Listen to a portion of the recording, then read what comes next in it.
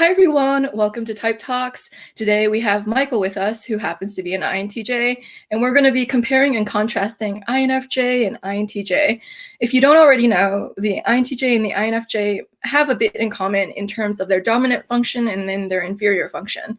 So they both share introverted intuition as their dominant function, and they both share extroverted sensing as their inferior function.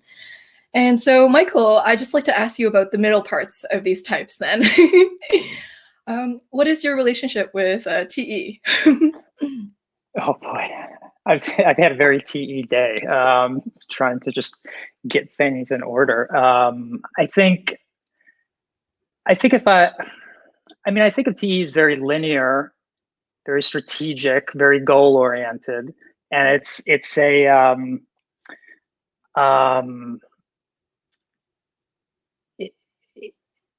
there's always an endpoint to everything that we're doing with TE, right? There's always an endpoint. So it could be, a lot of times, we break out the thinking and feeling functions in terms of like impersonal and personal criteria. And I guess that makes sense in terms of like what has ultimate priority. But if an end goal it has to do with a relationship or is primarily based on personal criteria, then it's obviously relevant to any TE sort of process. But I think the way I would distinguish it from all the other functions is it's the way I think of it, the most linear and the most like just driven toward a specific endpoint.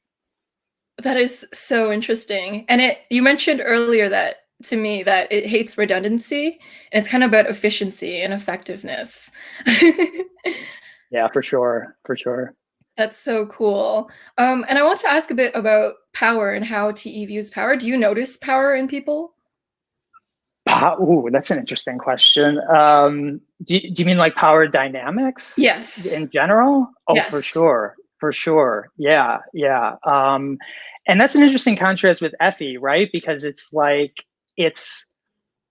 Effie's very aware of the social dynamics of the situation, right? But I think the power dynamics are bound up with social dynamics as well.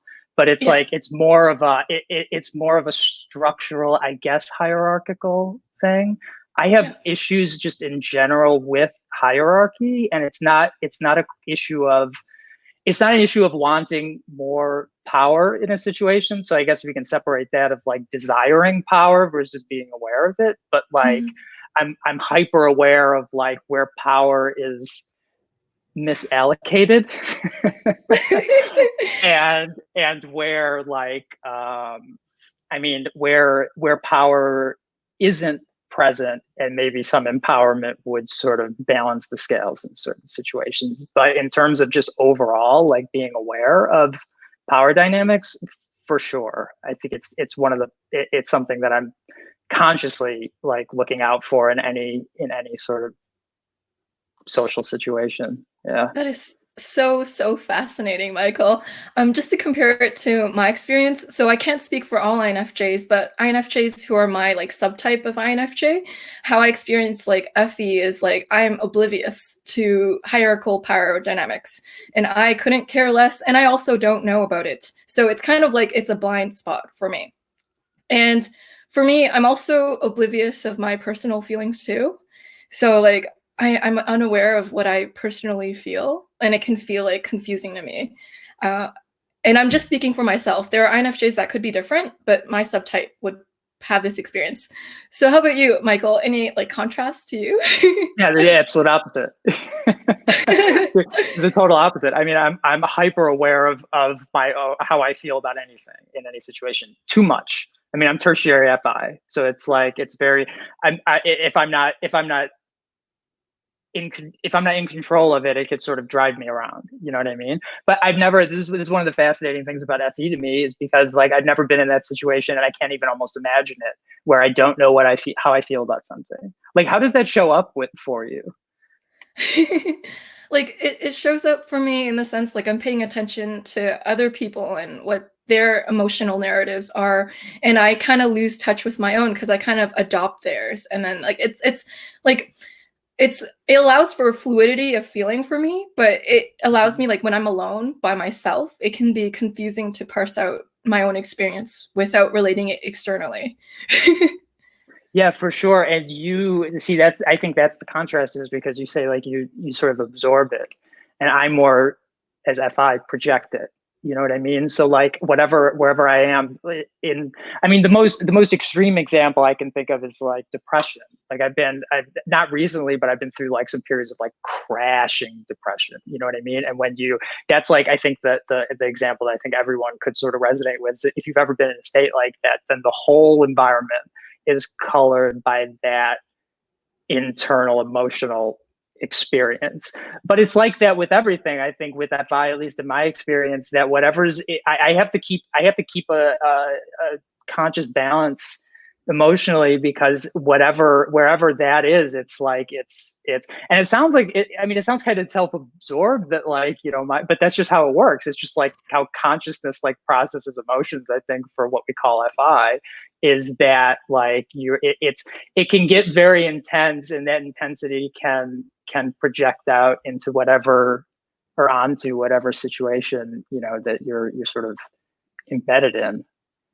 That's so intense. Like for me, I kind of wait for someone's FI to spark, and I can like TI comment on it when someone else gets enraged about it. But then I'm like, oh yeah, and then I'll logically analyze it, and I'm like, oh yes. But there's no like fiery core. I'm more of a all around like base level warm, because I'm kind of like keeping track of the group's feeling. So I'm trying to almost like keep it up or maintain it, or because if I focus too much on my own feelings, what it causes is a lack of awareness to the dynamics around me. So for me, it feels like I'm sacrificing FE to focus on FI.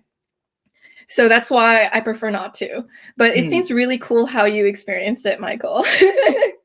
Yeah, I think the other thing I bring up is like it's, I feel like FI is very autonomous, and it seems like FE is obviously more liable to sort of be driven around by the situation around it. And FI, if the situation around it isn't conforming to like where it should be, I'm putting that in quotes, where it should be, then like it can rebel. Yeah. Yeah, so it rebels because it has its own sense of internal values separate from everything around it. For sure. That For is so sure. amazing. Yeah. And with TE, do you notice like anything else that you share with TE users that, because okay, backstory on Michael is that on tests he scores INFJ a lot. So I thought I'd bring like INTJs who score as INFJ on the show to show you perhaps like contrasts. Yeah, and I never resonated with the INFJ like archetypes. I actually put personality theory down for a while, because when I first took the official MBTI, and it was like in a professional context, I resonated with, and it makes sense, like some of it, but not everything about like absorbing emotion or anything like that. I would say with TE, a couple of things I mentioned. Well, actually three. So one is, see, this is very TE, maybe. one, You two, give three. a TE list. Yeah. So it's one would be, see, I already lost one of them, but I remember the other two. Oh no, I do remember three. Sorry. So one is regulating FI. TE is higher in the stack, and you need to say, okay, what is the purpose? What is the goal? You need to externalize the sort of situation. So I need to go to TE to sort of get out of, because if I'm looping between NI and FI, I need that to get out and say, okay, what are we trying to get done here? Yeah. And that's the question, is what are we trying to get done? The second thing is, and I think this relates to TE, but it's like energy management. Yeah. Like, I think it's probably specifically INTJ thing. It's just like tracking energy, metricizing, you know, planning accordingly. Yeah.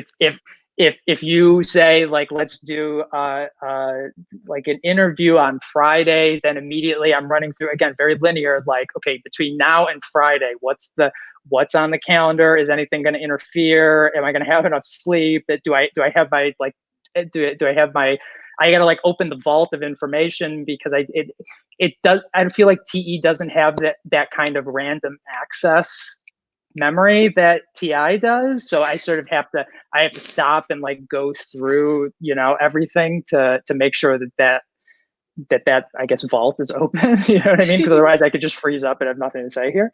And the last thing I'll mention, the third one, is externalizing information. So I'm very obsessive about not having to keep anything in my mind that doesn't have to be there. So anything that needs to get done, anything that I need to like that I don't want to forget.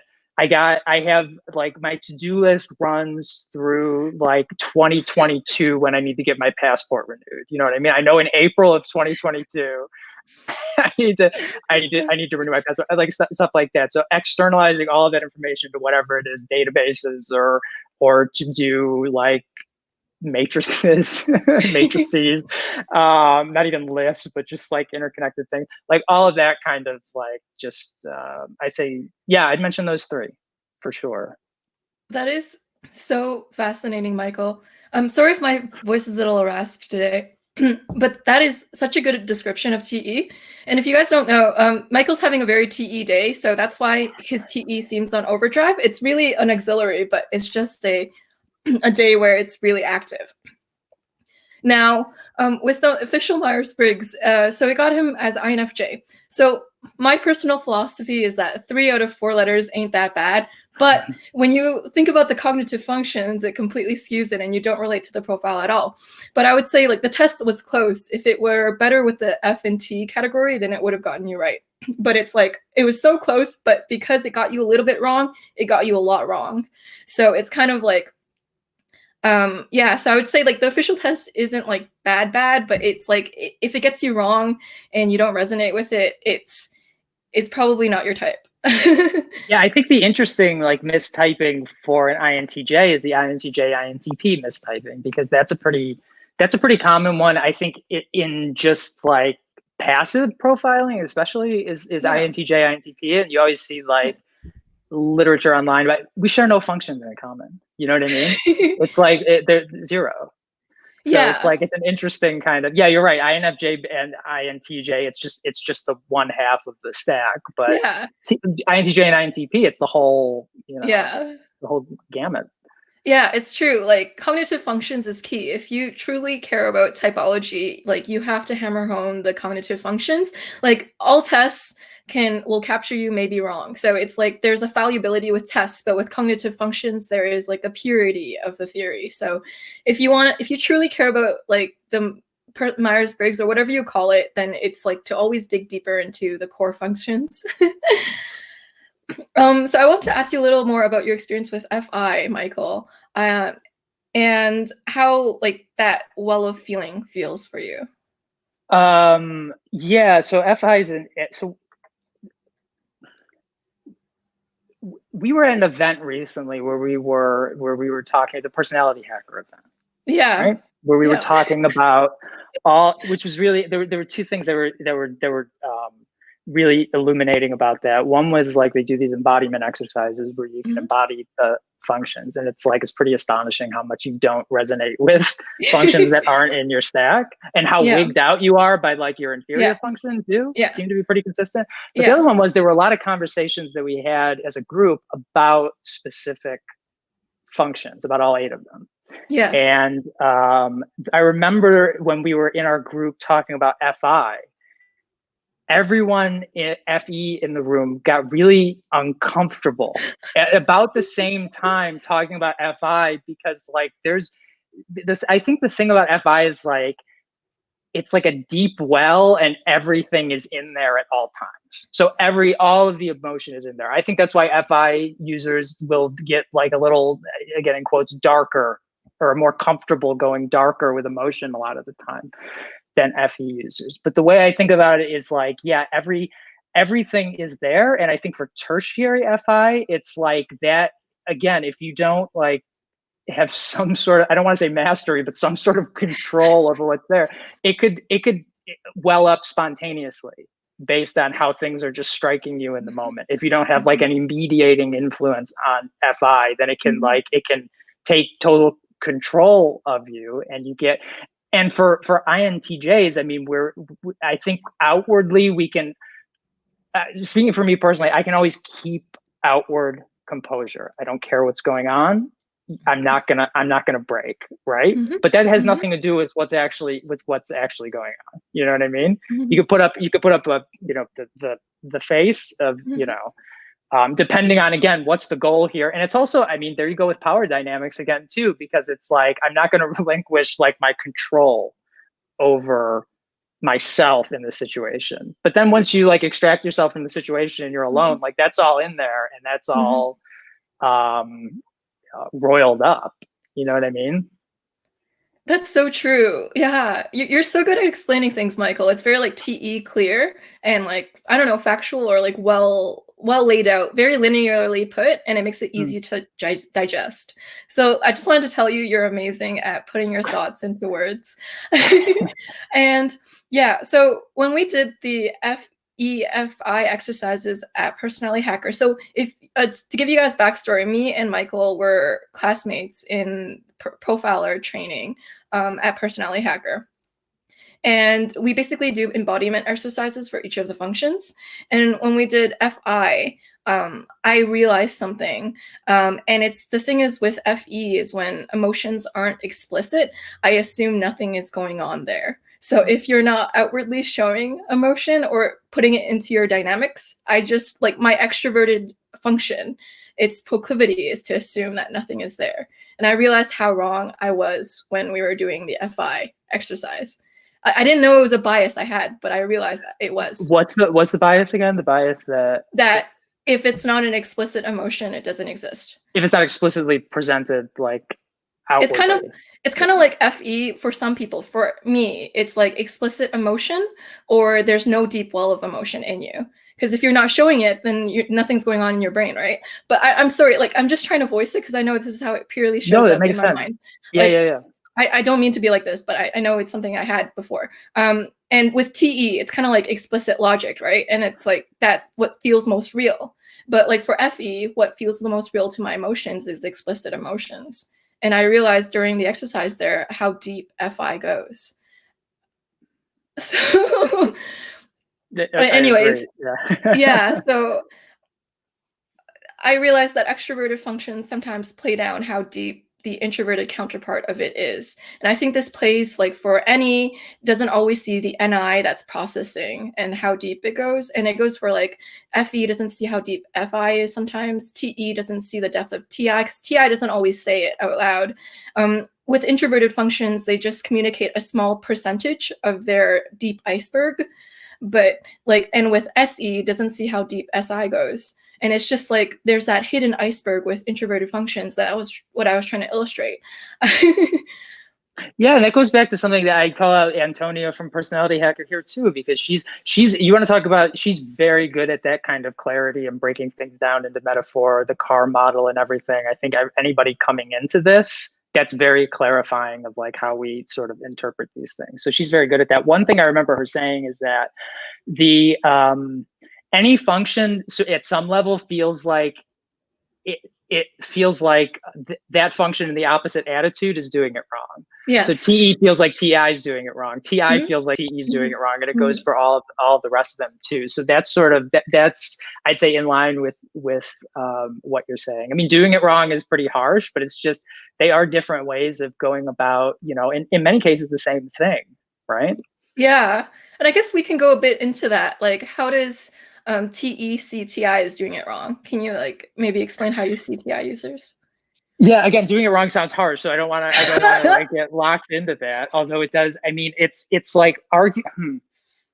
I mean, I've gotten in like I like having friendly arguments with TI users, especially Yeah. TI DOMs, because we can both just shut up totally cold and really go at an argument, but in a very friendly, like not Yeah. aggressive kind of way, but really get down to the bottom of things. And there's a point where like I'm I'm trying to win the argument in whatever context. That winning an argument could mean many different things. It could mean persuading somebody of something. It could mean just cutting down someone's logic about something. This I'm talking about when there is a disagreement. It could be. I mean, you can NI DOMs we're pretty good at like we live in other people's heads a lot of the time. So like there's a way of sort of arguing through somebody that you could do, but it's like, it could be, I mean, if you can tell when somebody's not going to be moved by an argument. But then the question is, are you persuading everyone around that person instead? Do you know what I mean? So it's like, there's many ways of going about that. But then the TI is just like, a lot of times, like the material itself and the logic of the thing itself. Do you know what I mean? And it's like, and so you're almost working at cross purposes, which is fun, I think, unless it's an aggressive kind of argument. But in like the friendly arguments, I think it's fun to, but it's still a completely different way of going about doing things, because I'll spontaneously change my opinion about anything at that point to like get done what I need to get done. You know what I mean? That's so true. Yeah. Yeah, that's such a way to put it. Like TI is trying to critique the premise of why, like the premise of it all, and it's like it'll question the entire thing. Or like, I that was such a good way of putting it, Michael. I was thinking too. I've had TE users tell me that TI is anti-logic. I know that's not true, and I get offended when they say that, and like, because it's like, it's logic, but it's not your way of doing logic, so it seems wrong. Yeah, I mean, I'm not offended by that. That's fine. And maybe that's the NI-DOM in me speaking, but like I'm okay with that. And it's not. I mean, it depends on what kind of logic you're talking about. There's so many different kinds of we always say logic like very, very just colloquially, I guess. Yeah. But like, what does that mean to you? What kind of logic? There's like quantum logic. You know what I mean? That's true. Yeah. About just like material kind of, I guess, Newtonian or whoever. Let's go back to. That's so true. Yeah. Yeah, like positivist kind of logic. It's a different thing than. It's different logic, I think, is the structure, like the structure of getting from A to a conclusion. So you're getting from point one to a conclusion. And what's that structure? It could be a straightforward, this is not this, 0 and 1 kind of binary way of going about it. And it could be like a more like crazy fractal kind of way of going about it. It's like, what's the structure of the argument? I know I'm kind of bending like terms here, but there is a logic, that you can, I mean, is irrational logic a thing? I don't know. I'm not a mathematician or anything, but there's got to be less rational forms of logic. Sorry. I feel like TI, it's logic that's not bound by a end goal. So it's kind of like if you had logic that has no form of end goal, and it's kind of like building off a premise like that. So I've had TE users tell me that it's anti-logic, but I don't think that's true, in the sense that like it's not linear, sure. And like logic tends to be linear, especially in your definition, but sometimes it's not. And I've also, in my episode with Tim, the INTP, he mentioned how he had an NI user tell him that, how is any patterns? It's just possibilities. And he's like, well, the NI user just sees patterns differently than any user does, but it doesn't like not cause it to not be a pattern. Does that make sense? So without typology, sometimes we have these biases against people that we're not aware of that inform whether or not we see them as right or wrong. But what if there is more ways to be right than we initially thought? In that with typology, the reason why it's so valuable is that you see that there are many ways to do something, and that there are many ways to skin a cat, as they say. And that typology is like that, and it teaches you that your way isn't the truth, the capital T truth, but there are many ways. So, yeah, Michael, anything to add to that? I think just the only thing that it makes me think of is like, you can see a lot of the time, like when people are just talking past each other because they're working from different foundations, they don't understand like the premises that they're operating from. I think that's a stereotypical maybe NI-DOM thing, that like being able to see that. The example I think of is like, is water a liquid or a solid?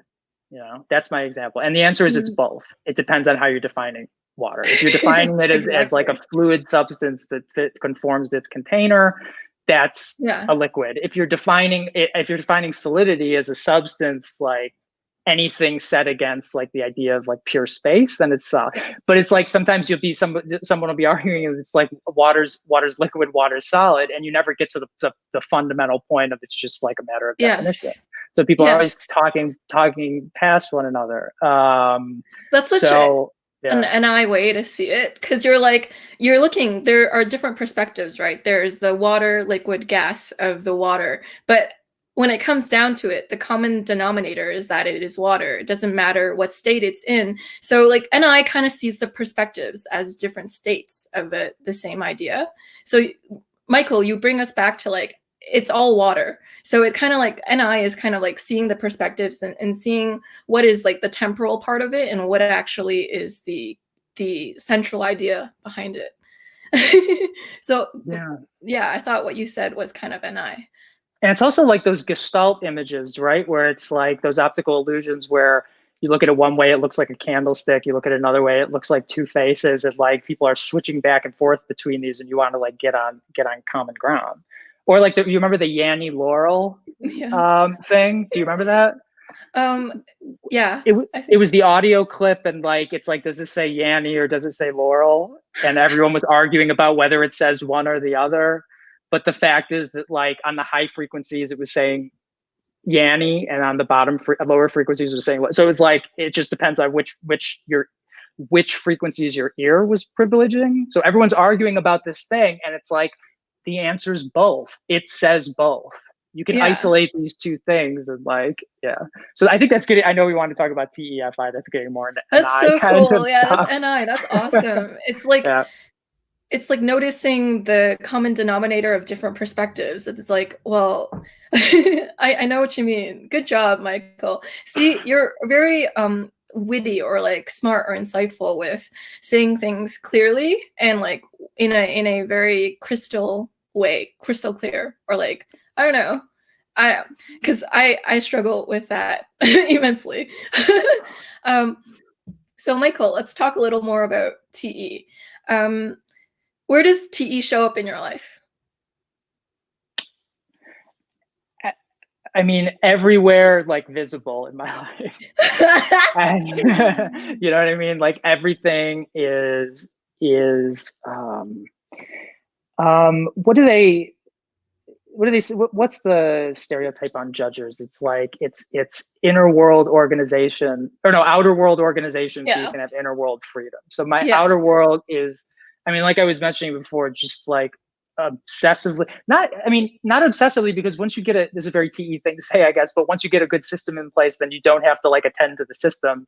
It looks more complicated than it is. Now, if I need to do something, I click a button, I do a little reminder, it shoots it off into my database. I have to do that 6 months from now, and it's gone and it's out of my head. You know what I mean? So it's like keeping everything, and even like my space, just organized and there's nothing worse than a full inbox for me. My inbox, I need it at 0. And right now my inbox, this is why I'm talking a little faster. I might have a little more energy than usual, because my inbox has like 75 messages in it, because I'm doing 2 jobs at once right now. And it's like, it sounds like, I mean, some people's inboxes, you look at their phones and it's like you have 14,000 unread messages. You know what I mean? And I'm like, how do you do it? I need 0, because it's got to go to its proper place, or else my mind just like, it keeps turning it over. Like, you're gonna forget this, don't forget this, and then they're just popping up at random. Is TI like that though? Do you find where it's like you're okay with that? TI is more like fluid, because it's like when we were trying to do the TE embodiment exercise at Personality Hacker, I hated it so much. I just wrote random numbers for each column. Like we were supposed to make a cost benefit analysis, and I got so bored halfway through that I couldn't force myself to do it, because it was too linear in terms of logic, and my logic likes to be like a creative, in the sense it likes, it's like, you know, your FI likes autonomy, right? My TI likes autonomy, and when you strip me of my autonomy, my TI autonomy, it just feels like bad. It distracts me from my TI when I'm doing a cost benefit analysis. Like, yeah, and that was the. I mean, I don't want to give away too much about how they do things, so I'm not going to do that. Yeah. No. I'm just trying to find a way to say, because I think it's important that that's the thing. So if you're thinking, if TE, if you're sitting down and doing like consciously, like, here's the cost, here's the benefit, here's the pros, here's the cons, and you're weighing all these things out in 2 columns and you're listing them out. I mean, some people do that, but really I think TE upper stack just does that. Like that just happens. So I think those kinds of things are ways of like, I mean, if you want to see in action, like what that might look like, but that's actually like just I guess it's like you're so used to doing that it's just like an automatic process that you're weighing those things always. Those are always like factors in any situation. Like they're always at play. But actually, it's the idea of sitting down and doing that. Like I have to do some of those things for work. If you do like a SWOT analysis or cost benefits, I can't stand it. I can't stand it, you know, because it's just like it sort of just it just happens. You know what I mean? So to externalize it like that, it's boring, I guess is the word I'm looking for. It's just boring, but that is how it works. That's interesting. It sounds like stressful to always be weighing like pros and cons, like just naturally. Do you ever feel like tense? It sounds stressful to always be weighing like social environments to me. It's so natural. It feels like it's water. It almost feels like that. It's like zero energy. It's like, do you know the opposite of friction? So it's like, it feels like it's just gliding a path of least resistance. Like that's how FE feels like to me. It's just like considering the group atmosphere, feeling the emotions around you, like feeling the group temperature just feels like it is a part of me. And it's like, it feels like it requires zero energy. And that's how TE feels to me. So that's it. I mean, it's just the same thing, just with the like whatever the structural components and the power dynamics you were talking about, like weigh into that. Like that's part of it, you know. So you're always weighing these things against each other. It's very strategic function. It's like, I mean, I don't want to say it's like the chess kind of, you know, where you're always trying to figure out like what's on the board and what needs to be like done here. How do what's going to go wrong 5 years from now that I need to get in front of? Like all of those kinds of questions are always coming up, but they just come up and like resolve themselves. I don't know. But it sounds like you feel exactly the same way about it in terms of FE as I do about TE. Yeah. It's almost like extroverted judging functions take no energy at all to do. Like for FE, it feels like zero energy. But if like say my TI were to TE, like it'd take energy, like for me to do. I don't know how to explain it. But yeah, you're so good at articulating your thought process, Michael. Like just props off to you. Like you shouldn't be too hard on yourself, but I think you're very clear when you describe like I think you give people mind blownness through your examples. So thank you, Michael. Also, so FI. Let's talk a little more about that. Do people always know what you're feeling, or is it like hidden? Like it's hidden. Okay. It's hidden. Yeah. Want to go a little bit into that? No, I mean, I don't want to say that like it's okay. So okay, that was a little coy. It's not that it's hidden. It's just that like if something's wrong. So if you want to talk about like emotional turbulence, right? Yeah.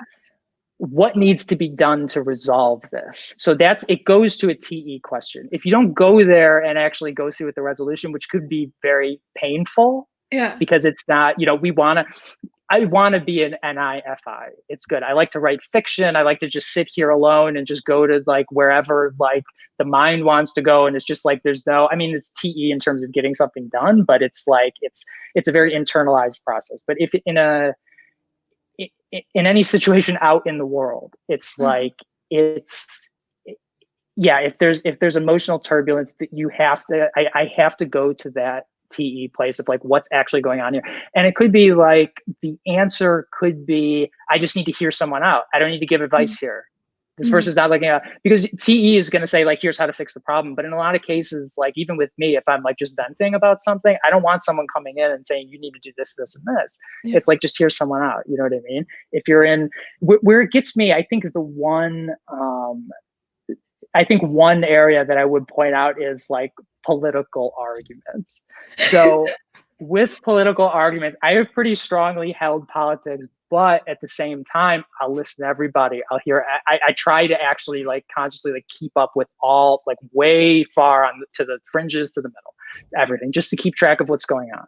And it's very good perspectives work too. It's fun, right? But there's points where when you are in an argument where deeply held values are on the table, where I finally just break, where I just get very frustrated. And that's the point where it gets like, it can get like very aggressive.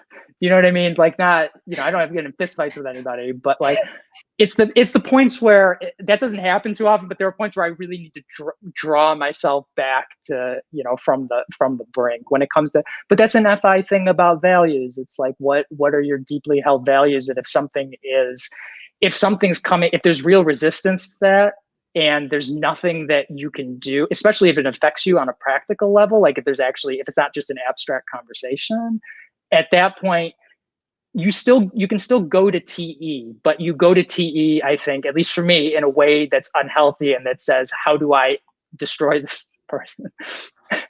Do you know what I mean? Like, that's where it goes. So and which is, again, I mean, if you want to talk about like stereotypical INTJ kind of stuff, like I think when you get a lot of the memes and stuff, that's where it's coming from. It's an unhealthy place, but I mean, being honest, like. That is so cool. I mean, like, that is such a interesting illustration about how FI always it sometimes comes with TE. And like, in the same respect, I'll parallel it with me. Like, my FE comes with my TI, and I'll explain it.